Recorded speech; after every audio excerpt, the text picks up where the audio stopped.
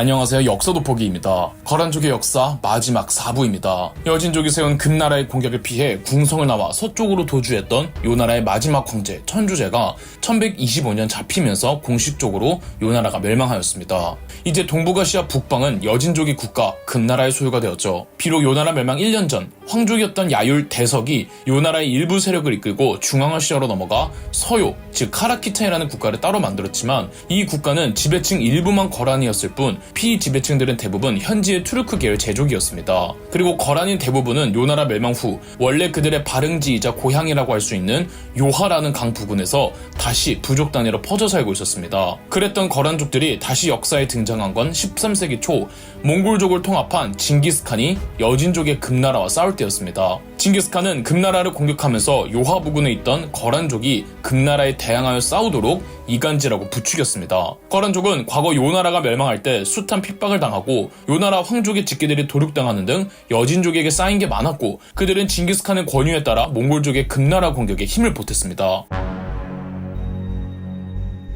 1211년 야호령 전투에서 징기스칸의 10만 병사가 금나라 총사령관 완한숭유가 이끄는 40만 금나라군을 격파했습니다. 후퇴한 완한숭유는 회화보에서 전열을 재정비하고 다시 맞붙었고 3일간의 치열한 전투 끝에 금나라의 정규군 전체가 와해되고 말았죠. 거의 전멸 수준이었습니다. 이렇게 금나라의 기세가 확 꺾이고 몽골족을 등에 업고 당시 거란의 추장이었던 야율 유가가 1213년 거란의 발흥지인 요하 일대와 요동 반도에 요나라를 부활시켰습니다. 야율 유가가 부활시킨 요나라는 일전의 요나라와 구분하기 위해 그리고 중앙아시아 일대에 있던 서요, 카라키타이와 구분하기 위해 동쪽의 요나라라는 뜻에서 동요라고 부릅니다. 금나라는 요나라의 부활만큼은 인정할 수 없다며 폰선 만노를 보내 두 차례 동요를 공격하게 하지만 몽골의 지원까지 받은 동요의 거란군이 포선만노의 금나라군을 무찌릅니다. 실으나 좋으나 동요는 징기스칸의 몽골이 없었다면 부활할 수도 유지될 수도 없는 국가였습니다. 그래서 동요의 건국자인 야율 유가는 징기스칸의 몽골에 크게 의지했는데 동요 내부적으로 자주권이 너무 없다며 이에 대한 불만이 쌓이고 있었습니다. 결국 1216년 야율 유가의 동생이었던 야율 시불이 반란을 일으켜 형을 내쫓았습니다.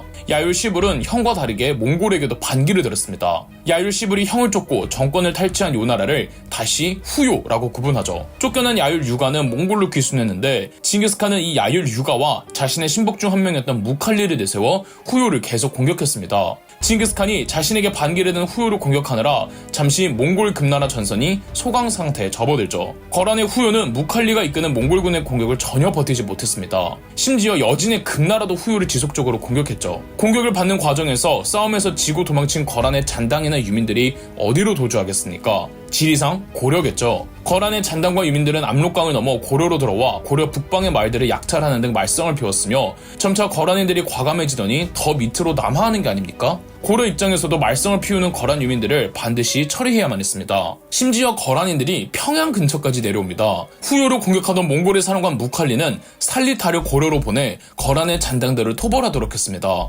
이렇게 살리타가 이끄는 몽골군이 고려로 들어왔고 이것이 몽골과 고려의 첫 만남이었습니다. 당시 고려는 최충원의 집권 시기였는데 1218년 살리타의 몽골군과 조충, 김취려의 고려군 연합이 평양 근처 강동성에 주둔하고 있던 거란군을 소탕하니 이것이 강동성 전투랍니다. 1219년 후요는 완전히 멸망하였고 몽골군은 친몽골 성향이 강했던 일전에 동요를 건국했던 야율 유가를 복귀시키지만 얼마 못 가 1220년 야율 유가가 사망하였습니다. 징기스칸은 야율 유가의 아내에게 거란족을 이끌게 하였으나 독재적인 국가라고 볼 수는 없었고 시간이 지나면서 자연스럽게 몽골족으로 동화됩니다. 앞서 1218년에는 중앙아시아에 있던 서요도 징기스칸에게 정벌되면서 이로써 거란은 더 이상 역사에 등장하지 않습니다. 몽골의 초기 역사에는 야율씨의 성을 가진 인물들이 심심치 않게 등장하는데 이들은 모두 몽골화된 거란인이라고 할 수 있습니다. 대표적으로 몽골이 국가로서 체제를 정비하는 데 있어서 크게 기여한 야율 초제가 있습니다. 야율 초제는 본디 거란인이지만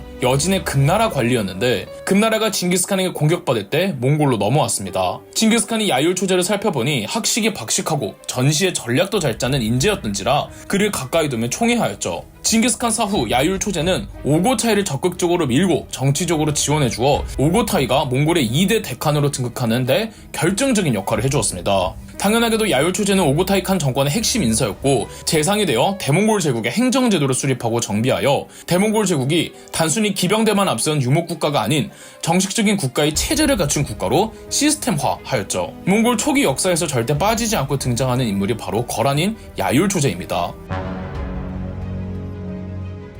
말씀드렸다시피 이후론 거란족이 역사에 등장하지 않습니다. 야율시도 더 이상 문헌상에 나타나지 않으며 오늘날에도 당연히 야율시는 없습니다. 거란의 마지막 국가였던 후요마저 멸망한 뒤 거란인들은 몽골에 통합되어 몽골화가 되었으며 훗날 원나라가 무너지고는 여진족과 만주족의 영향도 받으며 또 최종적으로는 한족이 영향을 받아 한화됩니다. 한화되는 과정에서 야율시가 유씨로 한자식을 바꾸면서 야율시가 전해지지 않고 있는 거죠.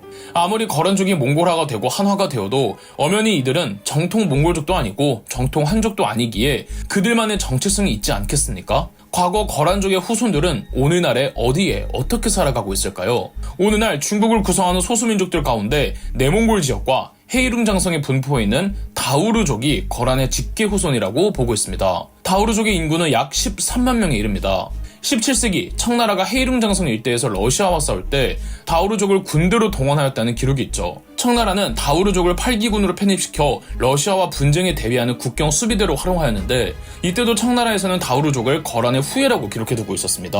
청나라의 마지막 황제 선통제 푸이의 아내로 유명한 효강민 황후가 다우르족 출신으로 따지고 보면 거란족이라고 할 수 있죠. 하지만 다우르족의 분포 지역은 옛 요나라의 영토와는 무관한 지역인데 요나라가 몽골에게 멸망한 과정에서 자이든 타이든 더 북쪽으로 이동한 곳으로 해석하고 있습니다. 물론 다우르인들은 거란인의 후손이 아니라고 주장하는 소수 의견도 있습니다만 현재의 유전적 연구 그리고 언어적 연구, 문화적 연구를 통해 다우르족이 거란족의 후예라는 것이 학계의 정설은 아니지만 통설입니다. 다만 학설에 의하면 거란의 후예라고 알려진 다우르족은 야율시 계열은 아니고 야율시와 더불어 거란의 부족장 가문 중 하나였던 대하씨 가문의 계열로 보고 있습니다. 그렇다면 요나라 흥망성쇠의 주역 야율시는 어디로 갔을까요? 우선 야율시가 대거 유씨로 성씨로 바꾸다 보니까 그 궤적을 구체적으로 따라가기가 거의 불가능합니다. 다만 원나라 시절 원나라가 중국 남부 윈난성에서 그곳의 소수민족들끼리 수립한 국가 대리국 정벌에 나선 적이 있는데 이때 야율시 등 거란인들을 대거 동원하여 대리국 정벌에 보낸 적이 있습니다. 대리국 정벌 후 야율시 세력은 그곳에 눌러앉게 되는데 아무래도 대리국을 무너뜨린 장본인이다 보니